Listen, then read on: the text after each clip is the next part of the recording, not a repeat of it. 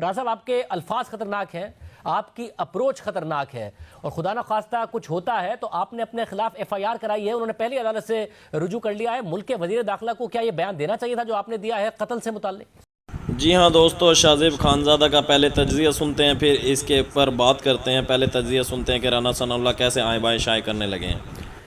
دیکھیں شاہ زیب، F I R تو خیر وہ ہمارے خلاف پہلے ہی جو ہے وہ کٹوانا چاہتا ہے، درخواست دی ہوئی ہے اس نے، لیکن آپ مجھے بتائیں کہ اگر میں یہ آپ کو کہوں کہ شاہ زیب تیار ہو جاؤ، میں کراچی آ رہا ہوں، تمہیں چھپنے کے لیے جگہ نہیں ملے گی اور میں تمہیں چھوڑوں گا نہیں، تو اس کے جواب میں پھر یا تو آپ کراچی چھوڑ کے بھاگ جائیں گے، اور اگر آپ بھی پھر سامنے کھڑے ہو جائیں گے تو پھر دونوں میں سے ایک ہی رہے گا نا۔ تو معاملہ یہ ہے کہ میں نے تو بڑی عام فہم بات کی ہے۔ عمران کی سیاست ہی یہ ہے کہ میں تمہیں چھوڑوں گا نہیں، میں تمہیں جو ہے وہ چھپنے کے لیے جگہ نہیں ملے گی،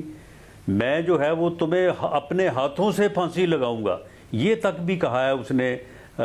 لوگوں کے متعلق باقاعدہ نام لے کے۔ جب اس کی پھر سیاست یہی ہے تو اس کے جواب میں پھر آپ مجھے بتائیں کہ پھر ہم کیا، یا تو پھر ہم چھوڑ کے بھاگ جائیں، اور اگر ہم نے یہ فیصلہ کیا ہے کہ ہم نے کھڑے ہونا ہے اور اللہ کے فضل سے اپنے پورے قد سے کھڑے ہونا ہے تو پھر ٹھیک ہے، پھر وہ کہتے ہیں کہ وہ نہیں رہیں گے تو ہم کوشش کریں گے پوری۔ مگر ملک کا وزیر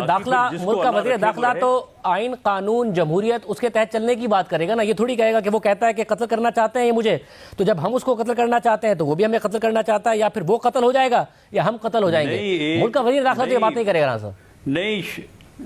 نہیں شاہ زیب، ملک کا وزیر داخلہ یہ بات نہیں کرے گا تو ایک پارٹی کا سربراہ،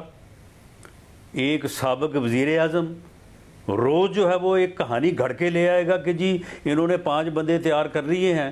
وہ ہمارے اندر آ جائیں گے، وہ آگے پولیس والوں کو قتل کریں گے، پولیس والے پھر آگے ہمیں قتل کریں گے۔